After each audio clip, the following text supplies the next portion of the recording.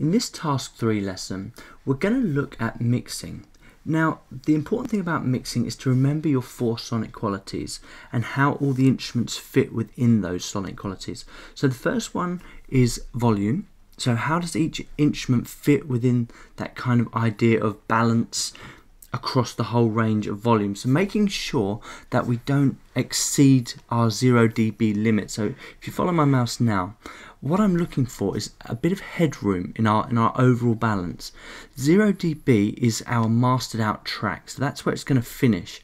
But in order for our mastering to be more successful, we need to be probably between 2 and 3 decibels below this point all the way through the mix. Okay, so we shouldn't really be exceeding this level. Now, one thing I tell all my students is actually you can't solve this problem by bringing down this level here. If you keep this at 0 dB, once you get to the mastering stage, you give yourself a lot more flexibility. Okay, so if you're going above 0 dB, it's because there's a problem in your mix. Solve it in the actual individual channels rather than in the overall. Sometimes this isn't possible, but mostly if you're still in the early stages of mixing, this can be solved. Okay, so there's sonic quality number 1, volume. The next one is frequency. So making sure that each of your instruments utilizes the frequency range, so from 20 Hz all the way up to 20 kHz. What I like to do with my EQ from the very off is actually, you'll see here that I've got a low pass and a high pass filter. And basically, most of my instruments will never come into this kind of range here and will never come into this range here. So the first thing I like to do is to clean up my mix a little bit, is I add these low pass and high pass filters just to cut out these sounds. Now, if you're unsure of the frequencies that you need to cut, turn the analyzer on for that particular track.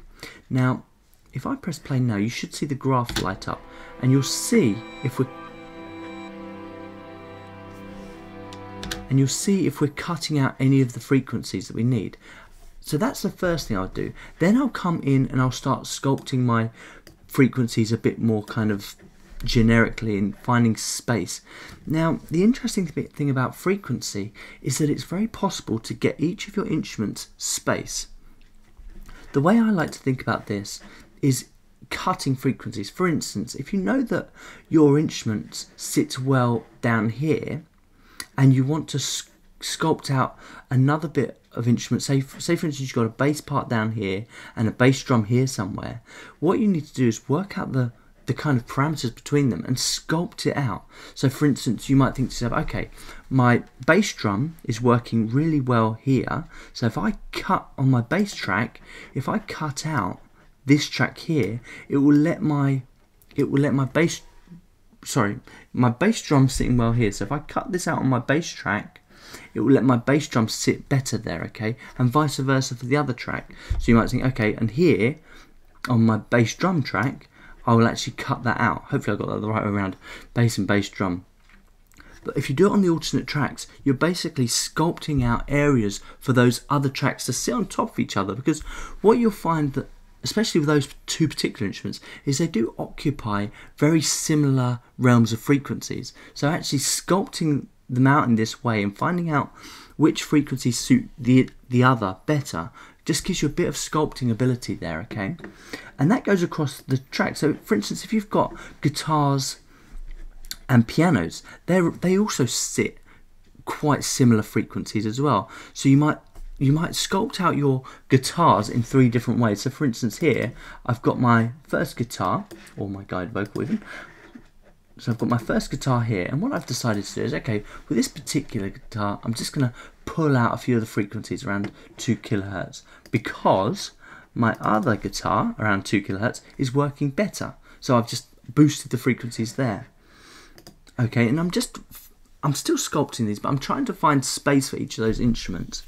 The good thing about tracks is if you've recorded them well, you're not using the frequencies and EQs to kind of solve problems. You are using them to sculpt, opposed to if there's a massive issue on that track and you have to kind of manipulate the frequencies to solve that by using notch filters or whatever. So I would always say to those people that are trying to solve recording problems in the mixing stages, just go back and fix that problem, because it's easier in the long run to use this kind of sculpting frequency. So once you've gone through all the frequencies and you've looked at them and you've looked at all your volumes, we're then ready to look at the panning stages. So we're now kind of sculpting out this whole arena for all our instruments, making sure that they sit in the frequency range so that they can be heard, they sit in the volume range so that each of the instruments can be heard, and that they are balanced. Now we're going to do a similar thing with the panning range. Now we've got two speakers, so we've got a left speaker and a right speaker and the centre. Now we need to think to ourselves, okay, what needs to go in the centre, what needs to go in the left, and what needs to go in the right? Traditionally, you'll have things like bass drum, bass guitar, and vocals. Generally they sit dead centre pretty much all the time. So you could use the snare, you could push that off a little way to the left, you could use the hi-hat, push that off a little way to the right, you could have your overhead cymbals panned left and right a little way, you could have your guitars panned left, right, maybe a little bit harder. Any percussion sounds could be a little bit off to the right, and you need to just find the balance. What you don't want is for your speakers to be heavily loaded in one ear opposed to the other. So if your left ear, if it sounds like all your instruments coming out of the left ear and there's nothing in the right, you're obviously going to lose a few marks for that. So make sure as you're listening through this track, make sure that your ears are always balanced. Make sure that you're not kind of got too much going on the left and not enough going on the right. And that's where automation comes in. So let me just shut this window down for a second. So, oops, just one click. So for instance, if you get to this section here and you think, oh my God, my panning works across the whole thing, but in this section here, in this verse 2, for some reason it seems really heavy in the left ear. What do I do? So you come to your automation track by pressing A in Logic, or just going to your automation button. And you say, okay, let's go to my panning controls, and let's just sort out some of this panning. So create myself some dots, and if I create 2 dots on each side of this, I can then say, okay, now I've moved that over to the opposite ear, and now let's have another listen and let's see if it's balanced out. And the same goes for volume. Oh my God, it's got too loud in this particular part, but it works for the whole other part. So what I do is create a couple of dots in the part that doesn't work, and then I'll just bring it down or bring it up, just to make sure that as we move through our piece, it stays balanced. And you're not always gonna get these. You will have to do some sculpting, you will have to do some automation to kind of balance your track up, because if you don't, what you will find is that different parts of the track are sonically different textures, different build-ups. If you've dropped out a couple of instruments, that can change the whole makeup of your whole mix. So automation is going to be a really important part, especially when it comes to panning and volume. You're going to have to do this quite a bit. So I'd definitely say, get used to that. So once you've done your general volume adjustments, your general EQ adjustments, you can then have a little look at the actual little bit of automation. Oh, and sorry, and the panning. So you're doing your general panning, EQ, and volume adjustments, and then you're coming into the automation. The only other sonic quality that we need to look at is making sure. So it's called depth of field. Depth of field is your reverb, is your room space. The problem we have in the recording environment is pretty much everything is either recorded in isolation or it's recorded differently, whether it be samples, MIDI tracks, or whatever. So what we do is we add reverb to bring that mix together, to make it sound like it all belongs to one. Now what I tend to do is have one reverb across the whole thing. So if I click on this reverb here, you'll see I've got this Space Designer set up. And this is the reverb that I've used across my whole track. It's quite a big room, but then I was going for that spatial effect. But you will notice that reverb in different amounts is on the whole tracks. And that's what makes it sound like it belongs together, okay? So even if you just put a little bit of reverb on each of the track, it will just make it sound like it belongs in the same environment. Sometimes you'll find a need to use a second reverb. Some people like to use different reverbs on their vocals, and that's absolutely fine. And then you can start looking at delays and things like that. But generally, the 4 sonic qualities are where we're at, getting these idea of balance right. And you do need to look very solidly at EQ, volume, panning, and depth of field.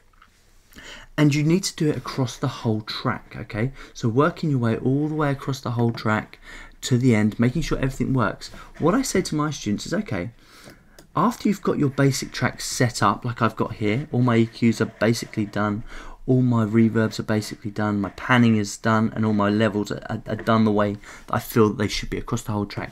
Then, use your loop tool and do each and every single part, or each and every section of your song over and over. So just press play, and then say to yourself, okay, what needs changing?